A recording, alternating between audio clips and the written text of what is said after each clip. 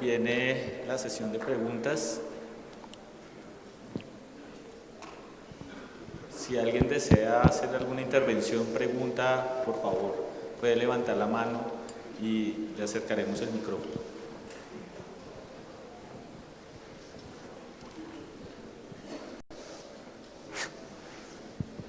Buenas noches. Pues con base a lo que ha dicho, yo pues hago una extrapolación y un pensamiento que tenía. Podemos decir que con esta idealización, deificación de las ideas, dogmatizándolas, tenemos que necesariamente reconstruir los objetivos de ellas, como en el caso de la física. Cuando la mecánica clásica newtoniana, al momento de interactuar con los cuantos, se da cuenta de que hay que inventar una nueva forma o ver una nueva forma de interpretar ese fenómeno, porque ese Dios, ese mito, esa ley que se tenía como única e infalible, se cae y necesitamos buscar una nueva interpretación. Te puedo pedir que no que me la repitas exacta, sino que me digas un poco qué quieres que yo te responda. Sobre todo más despacio, más despacio, porque mientras me adaptaba, y por favor, el que vaya a hablar y coja el micrófono, que yo sepa quién es, porque es muy curioso, uno se habitúa a que ciertamente uno entiende mejor si reconoce al otro como diferente en cierta manera. Que me da pena, pero mientras me ubiqué, mientras me adapté, no pesqué el inicio de tu pregunta, que normalmente suele ser el definitivo. Entonces, podemos decir que todos estos ideales, estos deberes ser que hemos tenido, como lo dije en el ejemplo de que no solamente podemos ponerlo en las humanidades, sino también en todos los aspectos de la vida, desde la ciencia hasta las artes y la poesía, de que esos dioses tenemos que reevaluarlos y no solamente sesgarlos, como lo había dicho con el ejemplo de la mecánica, cuando encontramos con el cuanto y vemos que no nos lo define y buscamos una nueva explicación. Mira, yo no creo que uno tenga que tener la angustia de revisar sus dioses y demonios. Lo que uno sí tiene que estar sumamente alerta es a no dogmatizarlo 100%, que significa normalmente no estar abierto al punto de vista del otro. El gran peligro, que es el peligro un poco que se critica y que criticamos sobre todo nosotros los racionalistas occidentales, es que no tanto pluralismo, no tanto relativismo, no tanto sincretismo, y en cierta tradición nuestra, yo en este caso tengo que decir, es una tradición sumamente paisa, y es que ser tolerante en mi formación era un defecto. O sea, uno en cosas de moral tiene que ser seguro. Yo recuerdo en una charla con una familia alemana que yo me acabé de leer un artículo de Tugendhat muy bello que se titulaba ¿Qué es una moral moderna? Y se me ocurrió preguntarle, es una familia de clase media, normal, alemana, y les dije, ¿qué es una? Yo no había terminado de decir moderna cuando ya la mamá de la casa había enfatizado, moral solo hay una, naturalmente la de ella. Obvio, pues resulta que yo también puedo decir lo mismo, moral solo hay uno, la mía. Y entonces la guerra, ahí no hay nada más que hacer, a no ser que yo sea tolerante. El término tolerante, yo he tenido discusiones con Ligia muy duros. Había una época en que las cosas eran tan radicales que ser tolerante ya era una gracia, eso ya era mucho. Yo creo que hoy en día, Ligia, de pronto sí podríamos decir que pluralista de pronto puede ser un avance, creo yo, podría ser, pero bueno, entonces eso sería lo que yo tendría en este momento que decir a tu inquietud.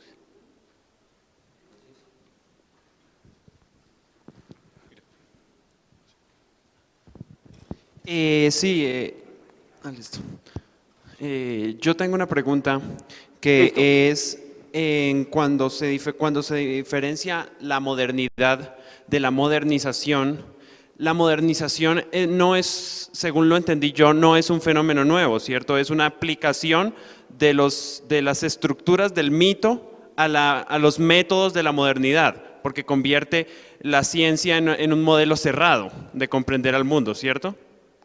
Pero no es que en la modernidad hubiera habido unos tipos que dijeran, volvamos al mito en nombre de la ciencia. No, es un desarrollo totalmente explicable que en la modernidad nos encontramos con esa cosa tan absolutamente maravillosa de la ciencia moderna. Y entonces, es decir, Kant, por ejemplo, te dice, qué bueno que hay ciencia moderna que nos liberó de la metafísica y de la religión. Es fantástico.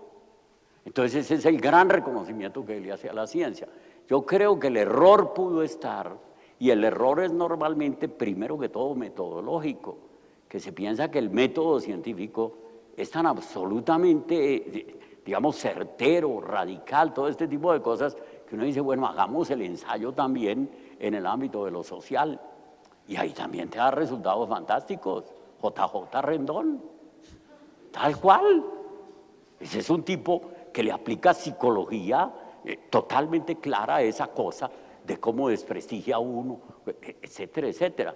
Pero resulta que la ciencia política terminó diciendo, aquel que vale es Maquiavelo. Y se le olvidó que en filosofía política también vale Kant, etcétera. Entonces, yo por eso lo llamo un reduccionismo que termina por convertirse en el mito de ciencia, técnica, tecnología, innovación, productividad, competitividad, tralala, tralala.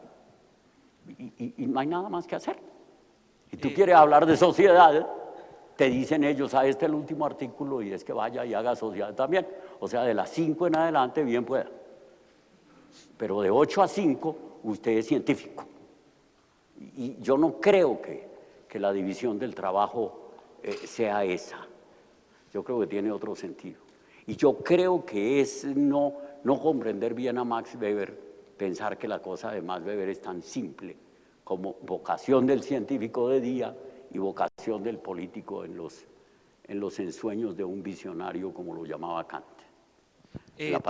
Tengo otra pregunta también, y es que cuando uno empieza a tener un diálogo con lo que se podría llamar con el yo del otro, la identidad del otro, esa subjetividad que la otra persona tiene, y uno empieza a aprender de ella, a comprender de ella, el propio yo de uno se pone en perspectiva también. Uno puede verse a sí mismo desde afuera. Es como una cultura hace para mantener su individualidad en una situación en la que puede ver cómo las formas de actuar y de ser y de ver el mundo del otro pueden servirle mejor para lo que a esa cultura le da sentido a su vida que las que esa propia cultura tiene. El principio de tu pregunta llevaría a José Fernando a que nos dé todo su debate con Jean Piaget. Porque el principio de tu pregunta es un poco la descentración. Y yo ahí le he oído unas peroratas contra Piaget, pero formidables, que me imagino que en alguna de las sesiones que le esté seguro que se las cuenta, por lo menos, o las sugiere. Mira, yo en esa propuesta que tú haces, en primer lugar, yo sería muy prudente compartir de una identidad de la persona. Esos son los hermanos Mead que manejan muy bien el tema. Y es que tú vas reconociendo tu sentido de identidad en el paso por el reconocimiento de la identidad del otro. Y no es que la identidad del otro ya sea perfecta, esa es la del tirano. La identidad del otro es el otro, etc. Ahora, para mí el que más me inspira, y Habermas efectivamente, cuando saca este libro, año 80, a los 2 años vienen las primeras críticas y él tiene una respuesta muy bonita donde dice, yo sí quiero enfatizar que mi propuesta de diálogo, de comunicación, etcétera, se la debo a Guillermo de Humboldt, a Wilhelm von Humboldt, el de la idea de universidad. En 2 escenas que pinta ahí Habermas de Humboldt. Una primera escena es que él dice, para Humboldt, antes de cualquier categoría de intersubjetividad, de solidaridad, de sociedad, hay una categoría fundamental lenguágica, que es en los primeros balbuceos del lenguaje, el yo no tiene sentido sin el tú. Porque el yo, en cuanto se utiliza hacia el tú, está dotando a ese tú de la propiedad de inmediatamente utilizar yo y ponerte a ti de tú. Entonces, por eso, para Humboldt, el inicio de todo el paseo de la intersubjetividad, de todo el paseo de la sociedad, de toda la cosa de la insociable sociabilidad, se llama reciprocidad, no solidaridad, no sociedad, que curiosamente es el término central del pluralismo razonable rawlsiano. Rawls dice que el principio de una sociedad bien ordenada no es el altruismo, no es sociedad de santos, en todos los sentidos de santos, por supuesto. No es sociedad con base en el individualismo, en ese sentido fuerte de identidad personal. No, en el medio está reciprocidad, que es muy bello. Tú no te puedes constituir como individuo sin al mismo tiempo constituir al otro como individuo en su identidad. O sea, es casi que una identidad que de entrada es diferenciada. Y de entrada prima la diferencia, pero no la diferencia aislada en culturas míticas, cada una de ellas, sino que es una diferencia abierta, que es la posibilidad de la comunicación, del diálogo, y de ahí viene todo este paseo. A mí me inspira mucho ese sentido de solidaridad, que inmediatamente Habermas lo va a articular en la teoría del lenguaje de Humboldt. Entonces Humboldt dice que cuando tú utilizas lenguaje, por ejemplo, si tú utilizas el término autoridad, ya en el término autoridad tú te abriste al sentido que le da autoridad José Fernando Izaza o que le da Álvaro Uribe. Tal cual. En el momento que tú utilizas autoridad, tú ya abres a las posibilidades polisémicas, llaman eso, lingüística. Esa cosa te la complican inmediatamente con categorías lingüísticas, pero en terminología de mundo de la vida, es que el sentido de lo universal no es que lo universal estuviera predado. Lo universal es apertura de futuro. ¿Sí? Bueno. Muchas gracias. A ti. Buenas noches. Aquí. ¿Dónde está? Aquí. Gracias. Bueno, mi nombre es Mireya Rivera. Basados en la educación universitaria, usted nos decía que hoy en día nos venden una política educativa. Entonces yo quisiera saber, o me gustaría saber, ¿cuál sería el planteamiento en dado caso que, o sea, ¿Cuál sería qué? ¿Cuál sería su planteamiento para un caso de estudio si yo quisiera escribir un artículo? ¿Qué le aportaría más a los estudiantes hoy en día? No te entendí la última parte. Fíjate a ver si puedes hablar un poco más despacio. Es que la resonancia magnética en este caso es complicada. ¿Cuál es mi apreciación de una concepción de universidad? Para un caso de estudio, es decir, ¿qué aportaría más en este momento hacia los estudiantes? Por lo que usted hablaba de que hoy en día nos están vendiendo una política educativa. Así no. Es decir, casi que uno diría, pues, hombre, no definir todo por el ranking de las, mientras no haya pluralidad de ranking. Es decir, aquí hay gente que todavía vive absolutamente angustiada de que no haya ninguna universidad colombiana entre las primeras 500. Y entonces le trabajan a eso todo lo posible. Mira, en estos días, una socióloga de la Universidad Javeriana, doy el nombre porque me parece sumamente noble lo que nos dijo, fue decana de la Facultad de Ciencias Sociales durante mucho tiempo, Consuelo Uribe, es una persona que sabe de la cosa, etcétera.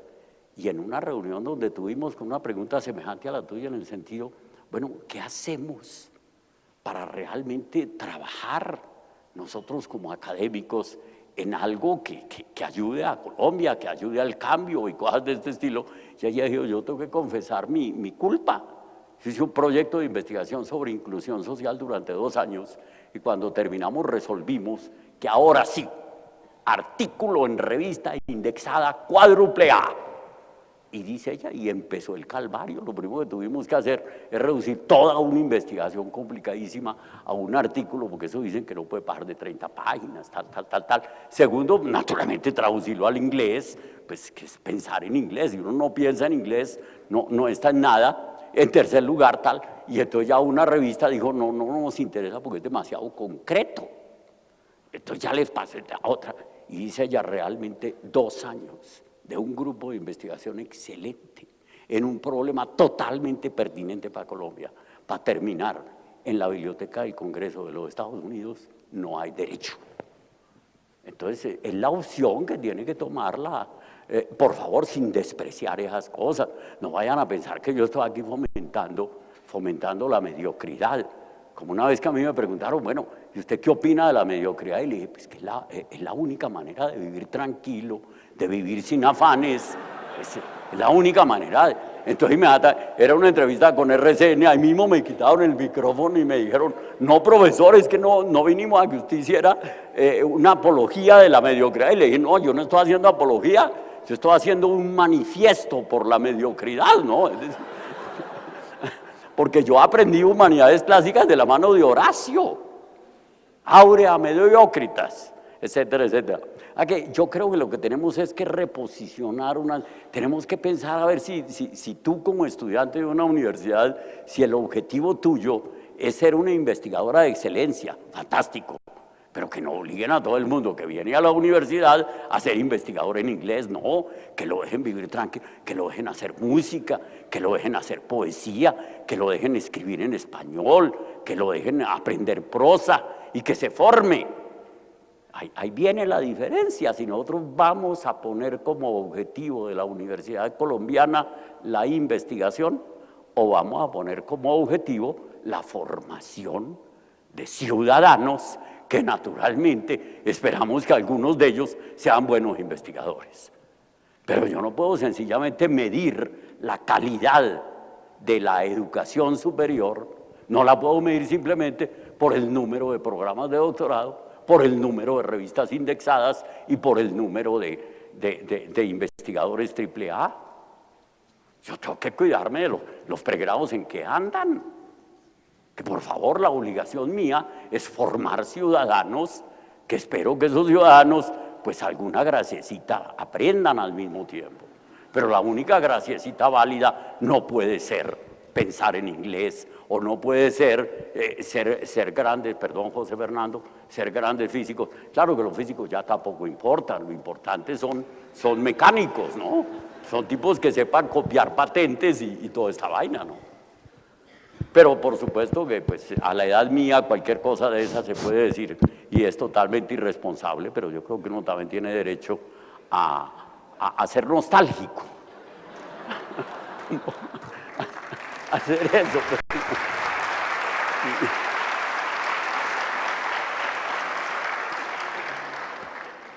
Por acá.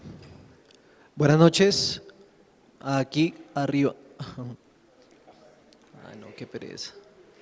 Creo que está por allá o está allá. Acá. Ah, está por aquí. Allí. Bueno, dele. Bueno, pues lo que has dicho pues ha sido de mucha importancia y me gustaría primero resaltar algunos puntos y después sí hacer la pregunta. La percepción que tú nos estás dando, digamos, en materia, digamos, religiosa, ¿sí? Yo quiero hablar, digamos, de una percepción que tenían indígenas nativos acá en Colombia. Ellos enterraban a sus muertos a ras de piso y colocaban tierra de donde esa persona procedía, lo cual producía un abono más nutritivo, digamos, para ese pedazo de tierra, y sobre la altura del ombligo a esa persona sembraban una planta. La planta posteriormente se alimentaba con el abono de la tierra donde esta persona venía y de las entrañas de esta persona. Gonzalo Jiménez de Quesada, cuando hace su caminata, digamos, hacia el interior del país por la ribera del río Magdalena, él dice que encontraron 6 montañas, las cuales los indígenas llamaban arcabucos. Al parecer, y pues todos sabemos, para los españoles la cultura indígena era un asco, ¿sí? Y era digna de asesinar y torturar y todo lo que hicieron, pero entonces estos indígenas hacían esas cuadrículas, en las que enterraban a sus muertos y hicieron unas montañas. Gonzalo Jiménez de Quesada decía que habían encontrado 6 montañas de similar tamaño a Monserrate, o sea, eran 6 montañas de solo muertos. También habla y dice que los árboles de aquellas montañas tenían circunferencias similares a las de 6 novillos y que habían cantidad y cantidad de árboles frutales y todo esto. Pues ya sabemos bien que la percepción religiosa de los indígenas fue totalmente acabada por los españoles, pero entonces aquí podemos ver la visión científica que nosotros tenemos sobre esa costumbre tal vez mítica y ficticia que pudieron tener los indígenas, y era más trascendental y realmente sí aportaba un beneficio objetivo y real al mundo, ¿sí? Basado en su misticismo, digamos, pero era algo tangible, ¿sí? Por otro lado, digamos también, los españoles llegaron a América y mataban a un indígena y decían, este es un animal y está atrasado. Se debe a que el indígena no veía como evolución la adquisición de material tecnológico para poder suplir necesidades y satisfacciones tal vez banales, sino veía como evolución tal vez la capacidad de poder racionalizar y entender más diversos aspectos subjetivos y objetivos dentro de una percepción racional. Es decir, un español podía llegar y ver a un indígena y dar simplemente su veredicto de que es un indígena y que está atrasado, pero este indígena era un astrólogo mejor dicho, la ciencia hoy en día puede hablar que la astrología maya y azteca y todos estos estaba muy bien desarrollada. La pregunta es, digamos, habría que cambiar muchas cosas también dentro del contexto social, ¿sí? ¿Qué se puede hacer para empezar a romper la línea en la que la ciencia somete a la persona a adquirir valor? Porque es que muchas veces las personas creen que adquieren valor sobre otras por el simple hecho de tener más plata, por ejemplo, ¿sí? Y puede ser una persona con ropa muy fina, pero puede valer nada frente a otra persona que sin tener mucho tiene todo, ¿sí? Y ese todo puede ser mental. Entonces mi pregunta es, eso conlleva muchas cosas, eso es muy complejo, digamos, ¿sí? Porque eso debe, ahorita la muchacha hizo la pregunta sobre la educación, lo ideal sería que la educación fuera gratuita, ya que si tú quieres que yo aprenda, eso es algo que todos tenemos en común como sociedad, entonces no se debería ni siquiera cobrar por enseñarnos a ser más sociables y a ser mejor sociedad. Entonces eso requiere una serie de cambios, pero mi pregunta en concreto es, digamos, ¿qué se necesitaría o qué nos das como ejemplo o base para que cada uno de nosotros de pronto de alguna manera empecemos a comprender que todos hacemos parte de algo y que realmente somos partícipes de algo que está mal, ¿no? Porque si el mundo va como va mal y no hacemos nada para Mira, cambiarlo. la intervención tuya me lleva un poco a la discusión que yo tengo con cierta interpretación de los estudios culturales. Y por eso que antes de contestarte la pregunta que tú me haces, yo casi que te preguntaría a ti lo mismo que le pregunto a los duros en estudios culturales, a Santiago Castro, a Eduardo, a todos esos colegas de estudios culturales, después de que me cuentan, bueno, y así era lo precolombino, y así es hoy en día lo africano, y yo no sé qué, y yo no sé cuántos, yo les digo, bueno, ¿y qué? Entonces, ahora, tú me puedes contestar, y yo espero que me contestes en la dirección, ¿y qué? Bueno, he comprendido otras culturas. Ahora, lo grave es que hoy en día tú estás en tu modo de vida, en tu forma de vida, y tú no estás de acuerdo con ella. La estudiante, la colega aquí, dijo, yo no estoy sintonizando demasiado con lo que quieren hacer conmigo en la educación.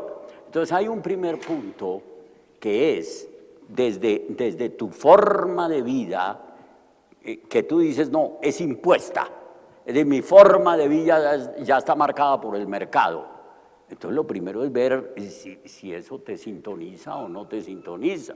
Yo creo que también hay derecho a que se realice en su vida, ahorrando plata en un banco y gerenciando el banco, fantástico. Bueno, ustedes tienen aquí un rector que se realizó durante un tiempo como gerente de una gran empresa, pero él sabía que eso no era lo único, y el día que le dije, bueno, váyase de rector de una universidad, dijo, hombre, me suena también.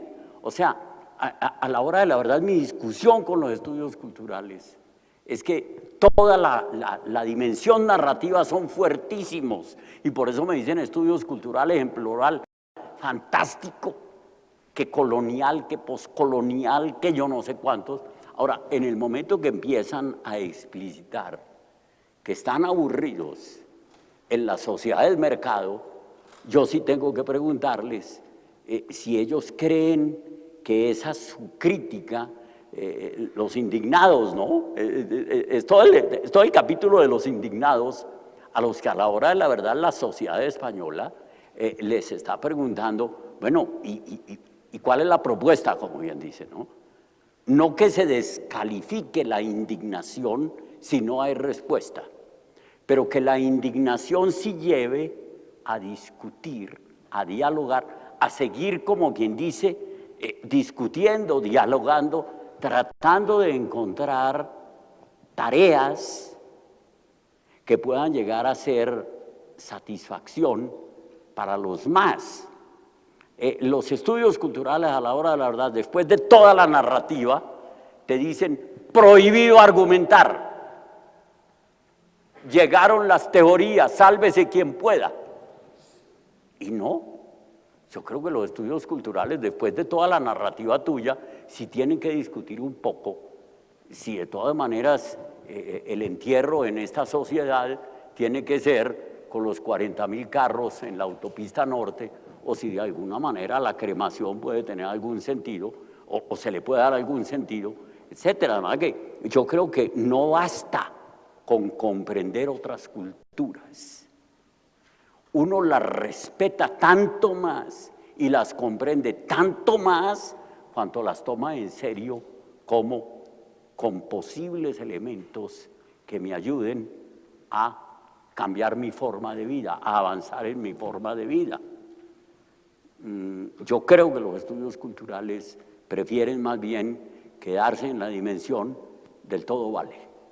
¿Por qué? Porque les da miedo a ciertos, no todos, a ciertos representantes de estudios culturales les da miedo apostarle a la verdad, porque piensan que la verdad es la clásica, el punto de vista de Dios, y no saben que efectivamente hay mojones de acercamiento a la verdad. Uno de ellos es nada menos que el derecho, la Constitución. El día que se fueron los dioses, y dice Hölderlin, los dioses nos aman tanto que nos dejan ser. Entonces ahora sí defiéndanse ustedes. ¿Qué se le ocurrió al hombre?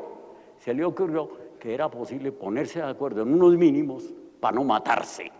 Ya eso le dio la forma jurídica. Entonces tú, ponte tú con estudios culturales a hablar un poco de la relación del derecho con la política y con la democracia, y del Estado de Derecho con la democracia, y piensan que la democracia no requiere Estado de Derecho, y en últimas termina en todo Estado de opinión, que es el debate de Izaza con Uribe.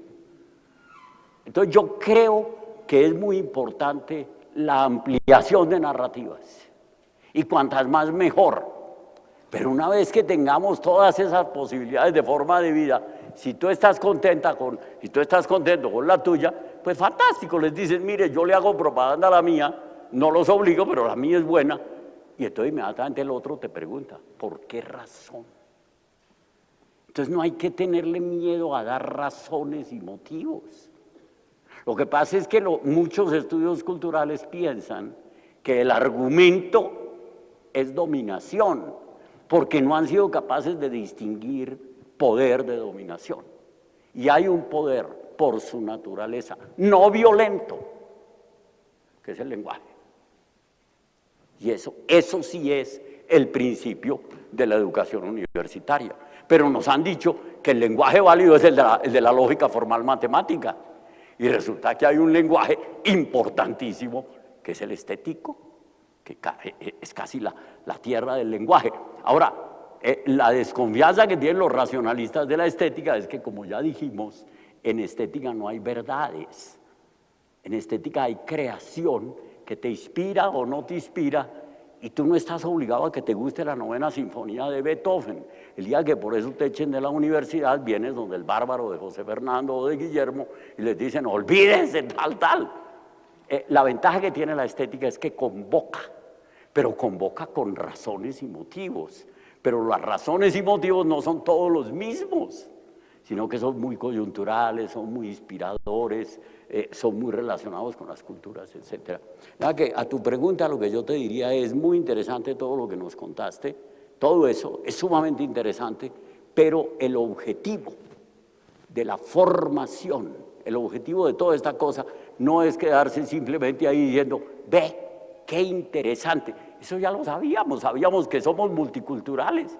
Para aceptar el multiculturalismo basta con tener sentido común, porque donde no lo aceptes, a la vuelta de la esquina te tumba un tipo. Tú tienes que aceptar el multiculturalismo, tú tienes que aceptar la forma de vida del cundiboyacense, del antioqueño, del pastuso, del costeño, etcétera, etcétera. El reto es ver cómo diversas culturas hacen interculturalidad para poder convivir, donde tenemos que decir, no hay una forma de convivencia escrita universal, no. La forma de convivencia universal se llama convivencia gracias a la diversidad. Yo a mis alumnos les digo, antes nos enseñaban a salir a las manifestaciones a gritar unidad, unidad, unidad. Hoy en día hay que enseñarle a la gente a salir a las manifestaciones a gritar, ¡viva la diferencia! Punto.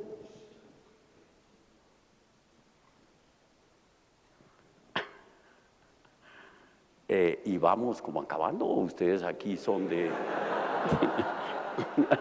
o ustedes aquí son de mecha larga. No, no importa, pero de todas maneras, si no se han ido es porque tienen ganas de seguir un rato, de verdad que no se preocupen. Ok, dime. El venir cada miércoles, llevo aquí una riqueza absoluta. No soy matemático, físico, pero esto es absoluto porque hay una cantidad de niñas y señoritas que buscan la verdad, jóvenes y hombres que buscan la verdad, en manos de unos hombres veteranos. El año pasado me cumplí mis primeros 70 años y mi impresión no son millones, es casi la mínima, pero al venir a esto me llena de inquietudes día a día. Por ejemplo, yo pienso, ¿cómo se le va a pedir a los presidentes últimos de Colombia la educación? Sí, por ejemplo, cuando perdimos el himno de Panamá, ¿quién estaba de presidente? El bogotano, católico, tan clemente. Y el ciego Roosevelt, que era más bien militar e ignorante. No quiere decir que los militares sean ignorantes. Venimos ahorita a este famoso 8 de mal gobierno. Hombre, ese señor, tan libre, estuvo en el rancho de Buchos hijo y Buchos papá. Hombre, yo sé de una persona bogotana que era hermana de él, se casó con un republicano, profesor de una de las universidades de los Estados Unidos del Norte de Norteamérica, así yo llamo los Estados Unidos del Norte de Norteamérica. Él, mi cuñado era republicano, y votó por el Buchos, digo sí, tocó elegirlo por el sistema. Y le dije, ¿qué piensan los profesores de esa universidad, de esas universidades, e inclusive, ¿por qué no la de Londres? De esos señores Buchos. Digo, son lerdos como Ronald Reagan. ¿Y por qué no tienen el sistema?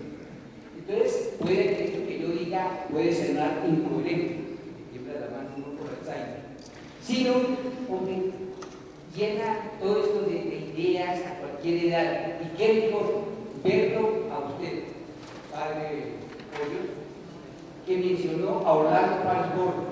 Yo lo conocí algún día. ¿Cómo? Conocí de niño a Camilo Torres, que en la Universidad de Lovaina fue mejor alumno, más que canciller, posteriormente cardinal.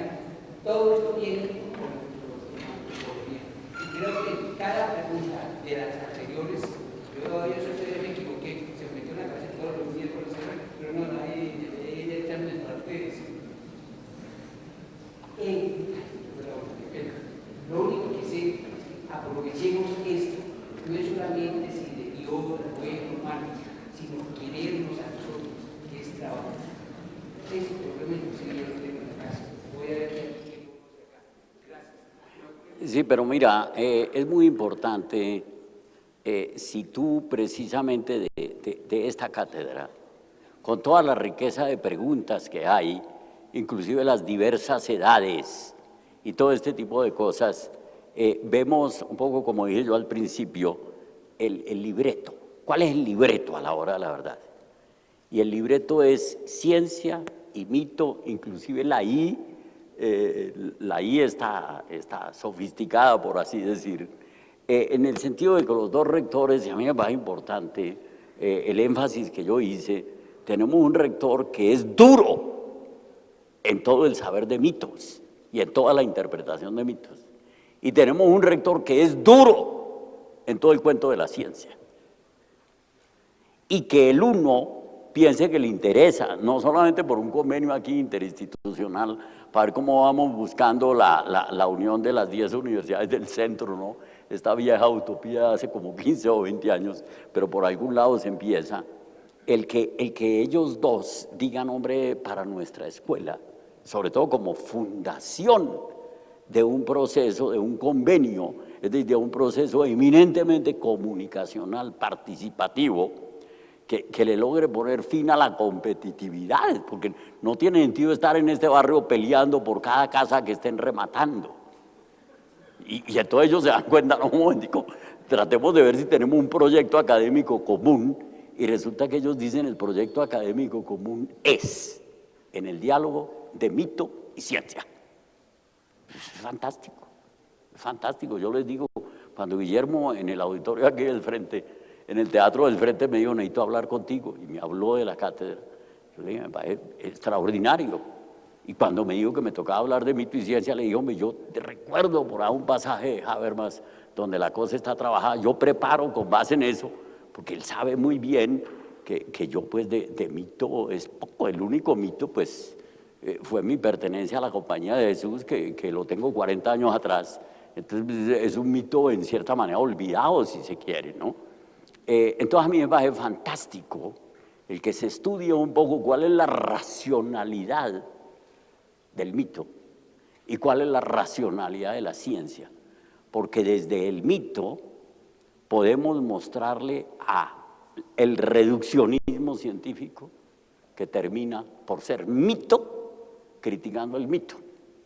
Y entonces vamos encontrando un sentido muy abierto de ciencia, donde pues un científico tan duro, José Fernando, hablando de Dios, hombre, y no simplemente de las 5 a las 7 científico, y por la noche me doy el lujo de pensar en Dios, como quien dice por si acaso. Entonces a mí me parece que el libreto es instructivo para las dos universidades, es una especie es un libreto programático para que las dos universidades, sin dejar de ser excelentes en estudios culturales, en antropología, en ciencias blandas, y sin dejar de ser excelentes en ciencias duras, y bueno, ya hay orquestas, ustedes ya tienen cosas en ese auditorio, ya hay dimensión estética a lo loco. Entonces, es decir, de entrada el programa de mito y ciencia es un programa de los tres mundos.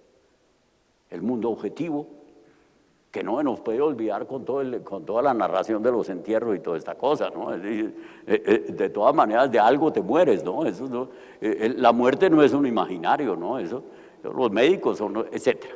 Mundo objetivo, mundo social, mundo subjetivo, no solo desde la racionalidad científica modernizante, sino desde otros tipos de razonabilidad, etcétera, etcétera, sin pensar que todo vale, sino que hay situaciones en el mundo de la vida donde no solo es posible, sino que es necesario seguir argumentando, a ver si podemos llegar a acuerdos sobre mínimos interculturales para no matarnos.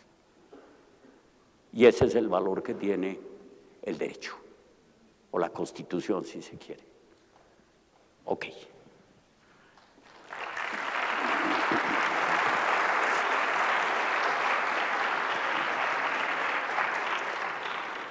Profesor, maestro Guillermo Hoyos, de parte de las directivas, estudiantes, profesores invitados a esta cátedra, fue un honor haber contado el día de hoy con usted. Muy amables, nos vemos de hoy en 8 días con la conferencia del profesor Alfonso Rincón.